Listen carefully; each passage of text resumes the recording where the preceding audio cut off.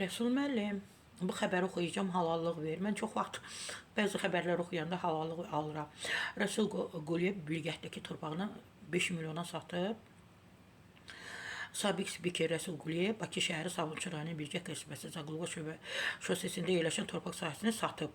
Təbii ki, istinad edirəm Yeni Sabaha. Yeni Sabahda Telegraf.az istinad edib. Torpaq sahəsi yenə dedim 5 milyona satılıb. Satış əməliyyatı bu ayın əvvəlində baş verib, dekabrın.